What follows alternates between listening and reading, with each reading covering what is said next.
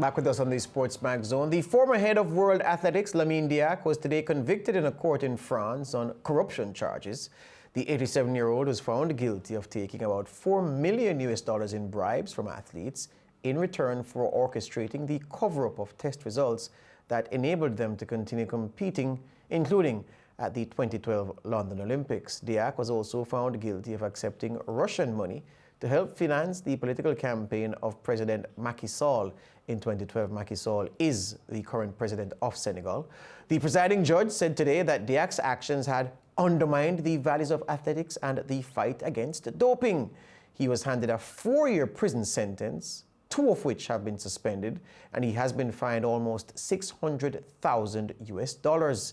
It doesn't end there. Diack's son, Papa Massata, his co-accused, was sentenced to 5 years in prison and slapped with a fine of about $1 million. Diack and his son have also been ordered to pay World Athletics about $6 million in damages for breach of trust. 4 other defendants charged in the case were all found guilty. Now, it's important to note that Papa Massata Diack wasn't at the trial in France because the government in Senegal refused to extradite him to face the charges, so he was convicted and sentenced in absentia. Senior writer at SportsMax.tv, Leighton Levy, joins us. Leighton, welcome to the SportsMax Zone, my friend. Hello, George. All right. Tell me, this is, I want to ask, how does the administration of World Athletics now, from its president, Lord Sebco, down, view today's outcome? Do they view it as closure, or do they see this as just a little piece of the corruption problem that athletics, track and field is facing? More the latter, George, because as you know, the investigations are ongoing as it relates to Diack's relationship with the IOC in the awarding of the 2016 Olympics in Rio, and also the 2020 Olympics that should have been held this year in Tokyo. So those investigations are continuing. So this is just perhaps the tip of the iceberg as it relates to Diack's case. As the case unfolded, what is the fundamental point that the case turned on? And by that I mean, did the prosecution rely on evidence or testimony from alleged accomplices or witnesses, or did they go the circumstantial route of piecing things together in the light of uncooperative witnesses? How did they manage to secure a conviction and, of course, the judge then going on with the sentencing of the 2 Diacks and their co-conspirators? It was a combination of things. There is, of course, the testimony of people like Dole who were complicit and, of course, who was also found guilty. There was, of course, virtually the admission of Lamine Diack in terms of getting money from the Russians, saying he wanted to protect the financial integrity of the IAAF at the time, of course, in the World Athletics. And, of course, you know, the bits and pieces of evidence that came out in the forensic accounting as it related to the accounting of the World Athletics in terms of that money that was believed to have been either washed or diverted to the Senegal campaign. There was a lot of information based on how that trial unfolded that eventually led to these convictions. Leighton, if you are a clean athlete that competed, during the time when Lamine Diack was the leader, do you in some sort of way feel cheated? Perhaps, because look, this will cast doubt over performances of athletes who were outstanding during that period, because it would be foolhardy, naive even, to believe that only the Russians were paying money to keep their field tests covered. When you consider the reason why Russia became the center of this was because, if you remember at the time, it was also the period when the whole situation with the Russian laboratory became a public issue and became the focal point of these investigations because of the number of Russian athletes who were being exonerated, for example, at the 2012 Olympics and the 2013 World Championships, that were eventually found to have been doping. So, it would not be extraordinary to believe that other athletes who would have been competing and doing well during that period, their reputations would be somehow solid or somewhat solid by this, because it's not unreasonable to believe that the Russians were not alone in this. Definitely. Leighton, I find the tricky part about this outcome today, of course, it's very mind-boggling, is that Lamine Diack will probably not go to jail. And they're saying the factor, causing this is his age.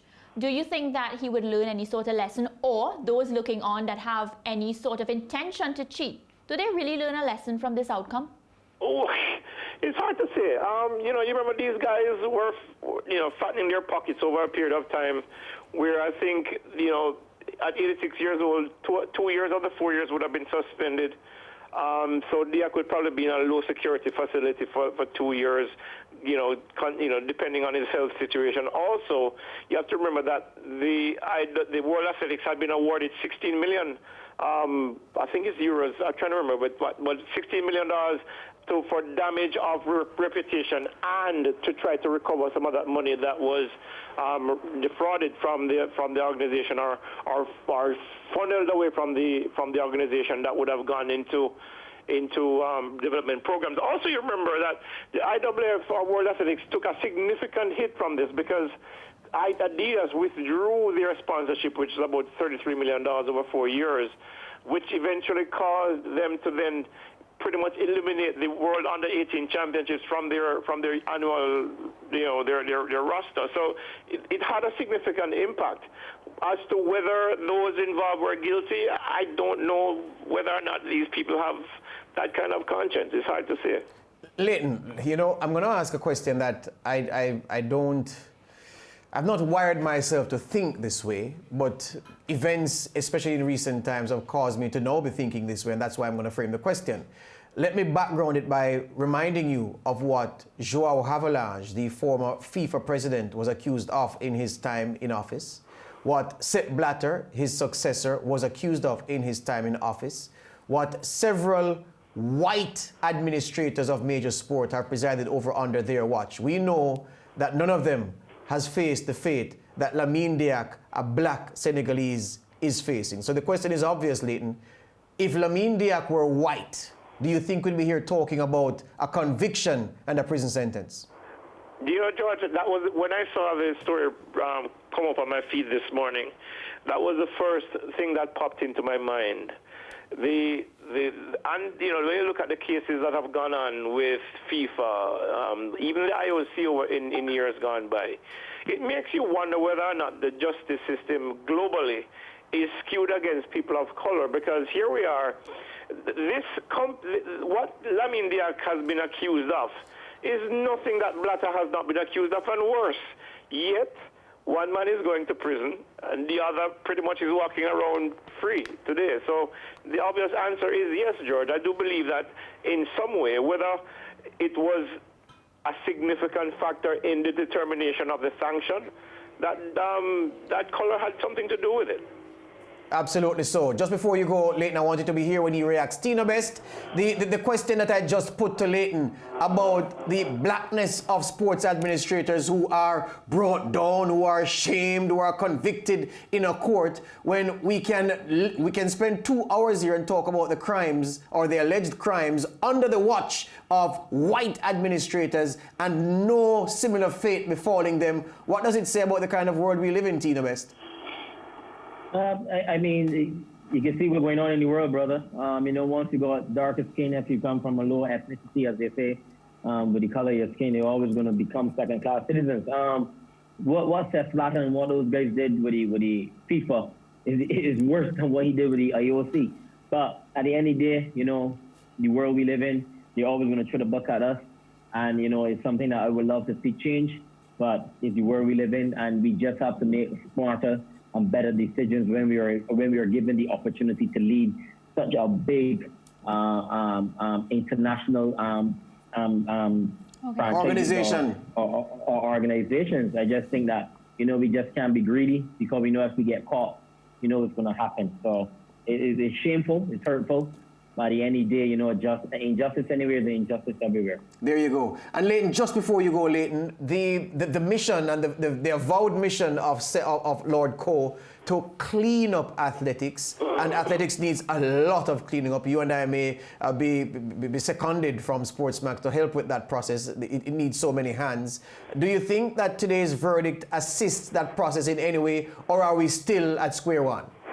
No, it would have gone some way towards helping to clean up the image of track and field. As you know, George, track and field has taken hit after hit after hit after hit, starting from way back before Ben Johnson became the face of doping in sport. I mean, when you look at what the East Germans did, and of course the Russians, and of course the Americans, back from the 1950s through to the 1970s, track and field has been taking hit after hit after hit. The thing is, this perhaps will send a message that now maybe it's a time to change, maybe it's a time to move forward, to bring forth the kind of regulation, the kind of oversight that track and field needs to move forward. Because as you know, track and field has fallen down the pecking order of global sports over the last decade and a half, with Usain Bolt being probably the only person keeping it up.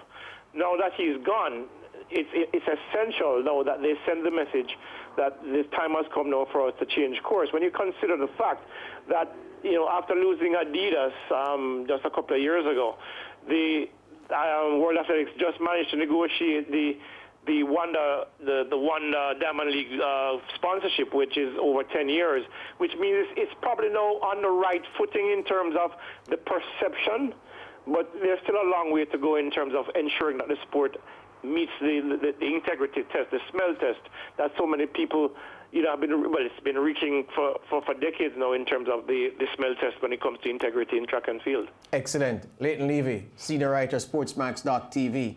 Thank you very much, my friend. All right. Take it easy, guys. Yep. When we return, CPL, CPL, CPL.